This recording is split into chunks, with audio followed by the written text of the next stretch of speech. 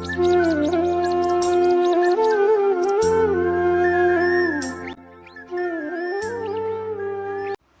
দেখো সকাল সকাল উঠেই বাবা চলে এসেছে কাঁঠাল গাছে কাঁঠাল পাড়বে বলে। তো উঠে পড়েছে কাঁঠাল পাড়বে। তো বাবাকে বললাম কাঁঠাল পেকেছে নাকি দেখো। তো বাবা দেখলো, তো এখন দেখছে যে কাঁঠাল পেকে আছে। তো বাবা বললাম যে একবারে পেরে নাও, হ্যাঁ না, তাহলে এখন মুড়ি দিয়ে খেতে পারবো সকাল টাইমটা। তো সেই কারণে দেখো এখন পারছে কাঁঠালটাকে। আর এদিকে পাড়া হয়ে গেছে। তো আমি দেখো এদিকে তুলতেই পারছিলাম না, এত বড় ছিল কাঁঠালটা। তা এখন রেখে দিলাম।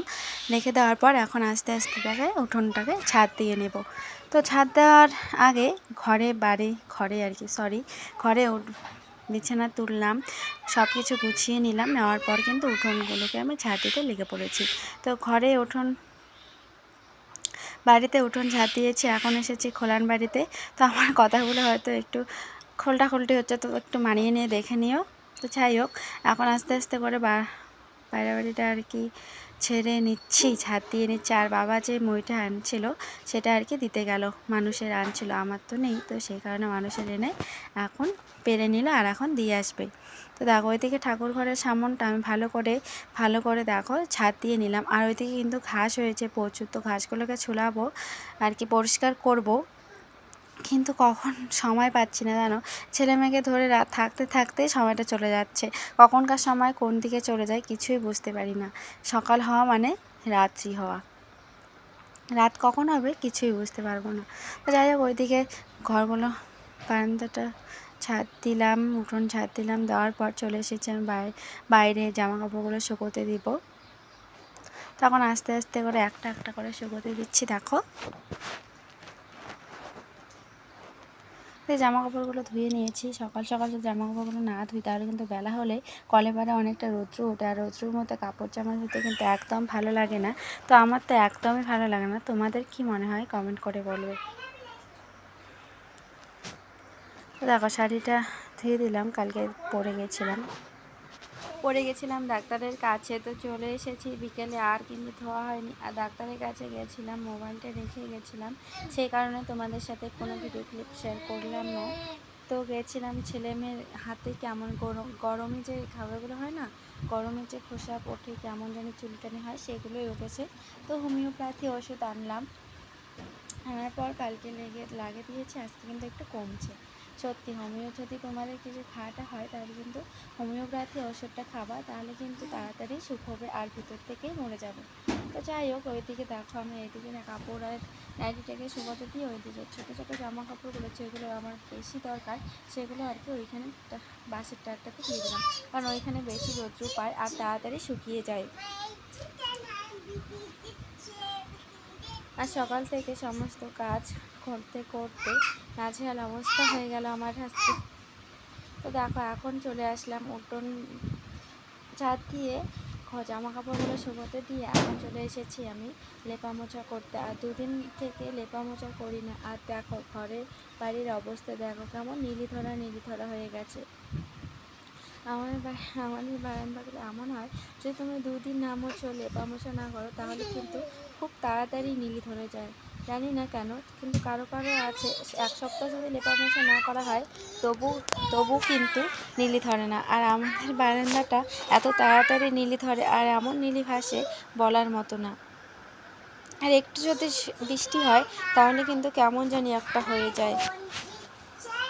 দেখো আজকে মুছলাম, কালকে যদি কেউ আসে তাহলে বলবে না যে এটা বাড়ি লেপা মোছা করেছি আমি। আর কিছু কিছু মাটি আছে সেক্ষেত্রে দেখবে এক সপ্তাহ হলেও কিন্তু ঘর বাড়িগুলো নীলি ধরা হয় না, কেমন জানি একটা হয়ে যায়, কিন্তু নীলি ধরে না। মনে হয় না যে অনেকদিন থেকে লেপা মোছা করে না। তো দেখো আমি যত লেপা মোছা করি তত তাড়াতাড়ি নীলি ধরে, আর ভালো লাগে না দেখতে। সে কারণে 2 দিন পর পর, একদিন পর পর লেপা মোছা করি। একদিন পর পর করি না, জাস্ট 2 দিন 3 দিন পর পর লেপা মোছা করি। আর এদিকে তো আছে বৃহস্পতিবার, সোমবার, শনিবার, এই 3টা দিন তো আছেই। 3টা দিন বাদ দিয়েও কিন্তু আমি মাঝে সাঝে আরও 2-3 দিন করে নিই। তো সপ্তাহে 4-5 দিন আর কি আমার লেপা মোছা হয়েই যায়। যাই হোক, মাঝে মধ্যে 2-3 দিন পরে হয়, কিন্তু মাঝে মধ্যে এমন হয় যে 2 দিন পর পর লেপা মোছা করতে হয়। তো সপ্তাহে দেখো কয়দিন লেপা মোছা করতে হয়।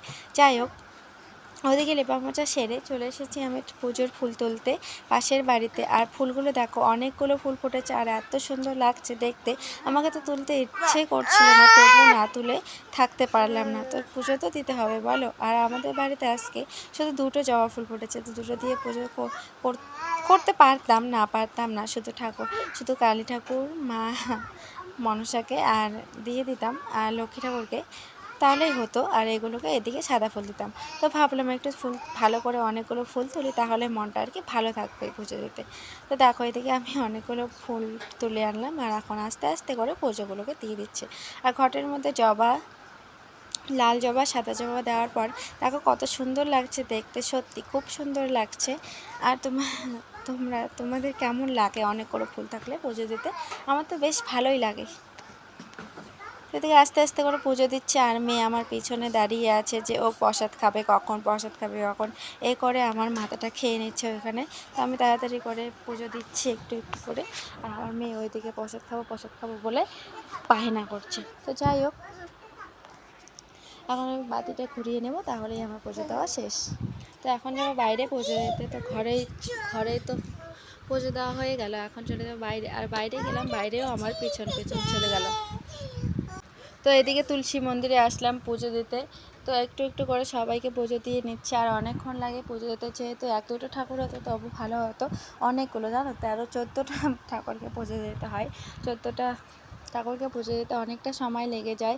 এই যে লেপা মোছা করতে, মাজা ঘষা করতে অনেকটা সময় লেগে যায়, অনেকটা বন্ধুরা, অনেকটা সময় লাগে। প্রায় 1 ঘন্টার মতো লেগে যায় পুজো দিতে। তোমরা হয়তো ভিডিওতে 5-10 মিনিটের মধ্যেই দেখো বা 2 মিনিটের মধ্যেই দেখো, কিন্তু আমার অনেকক্ষণ লাগে এগুলো করতে। তোমরা তো জানো, যারা কাজ করো তারা সবাই জানো, আর আলাদা করে কিছু বললাম না। তো ওইদিকে পুজো দিয়ে এদিকে চলে আসলাম রান্নাঘরে। তো সকালে উঠে শুধু বারান্দা দুটো মুছে নিয়েছি, উত্তর ঘর পূব ঘর আর কি, আমরা যেখানে থাকি সেই ঘরে আর কি।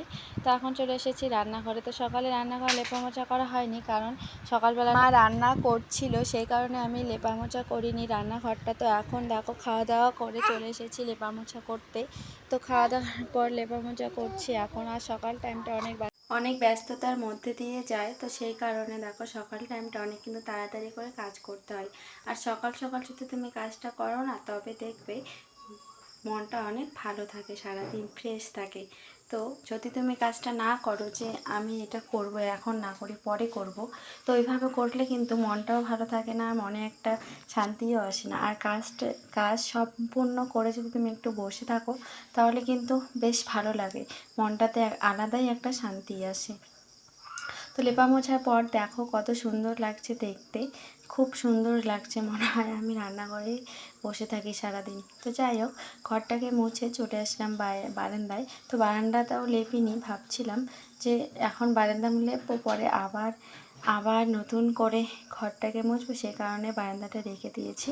তো বারান্দা বলতে অত বড় না, ছোট্ট, শুধু কাঞ্চাগুলোও লেপে নিলাম, কারণ যে প্লাস্টিক দেওয়া আছে না, সেই কারণে বেশিটা মুছতে হয় না।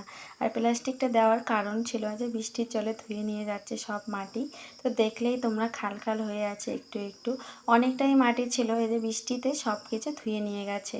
তো এদিকে লেপা মোছা করে চলে এসেছি এখন আমি বাসন মাজতে।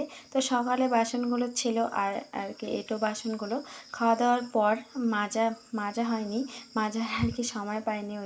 ওইদিকে মা গেছে কোথাও এক জায়গায় গেছে। তো যাই হোক, এইদিকে আমি আস্তে আস্তে করে বাসনগুলোকে মেজে নিচ্ছি। তো এঁটো বাসনও ছিল, কয়েকটা ভালো বাসনও ছিল, সেগুলোকে আমি বের করে নিলাম।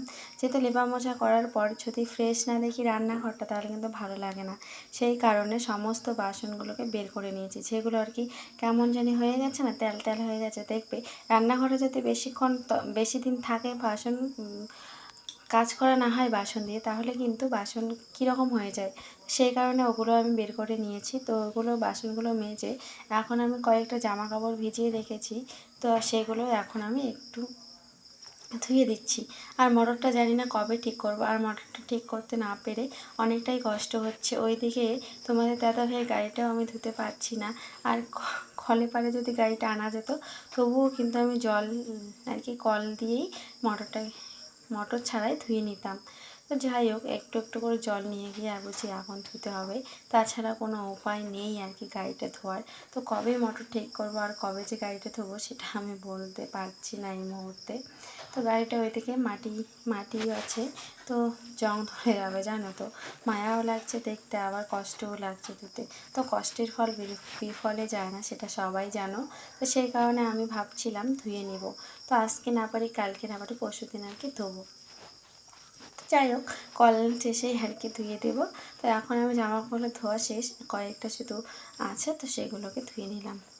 তো ধুয়ে নেওয়ার পর বিকেলে গেছিলাম, দুপুরে ঘুমিয়েছিলাম, বিকেলের দিকে একটু মায়ের বাড়িতে গেছিলাম। মা বলতে জলছিটায় যে সেই জলছিটা মায়ের বাড়িতে গিয়েছিলাম ঘুরতে। তো ওইখানে ঘুরতে গেলাম, গল্প করে চলে আসলাম বাড়িতে। একটু বসেছিলাম, বসে থাকার পর চলে আসলাম। তো এসে সন্ধ্যাবাতি দিয়ে এখন চলে এসেছি রান্নাঘরে রান্না করতে। তো এখন কিন্তু প্রায় বাজে 7:30 নাগাদ। তো মনেই হয় না কখন দিন আর কখন রাত, কিচ্ছু বুঝতে পারছি না কখন সময়টা চলে যাচ্ছে। তো যাই হোক এদিকে আমার ভাতটা হয়ে গেছে। তো এখন আমি সবজি রান্না করব না, কারণ বাড়িতে আজকে কেউ নেই, মা আর আমিই আছি শুধু। তো সেই কারণে দেখো শুধু আলু সিদ্ধ ভাত বসিয়ে দিয়েছি, দেখলে তোমরা। তো সিদ্ধ ভাতে খেয়ে নেব গরম গরম, খেয়ে নিয়ে একদম ঘুমাবো, একবারে সকালে উঠবো। তো বন্ধুরা এতক্ষণ ধরে যারা আমার ভিডিওটাতে আছো তোমাদেরকে অসংখ্য অসংখ্য ধন্যবাদ আমার পাশে থাকার জন্য আর আমার ভিডিওটাতে কন্টিনিউ করার জন্য। তো এইভাবেই আমার পাশে থেকো, আমার সাথে থেকো, আর আমাকে এইভাবে একটু সাপোর্ট করো। ভালো থেকো সবাই।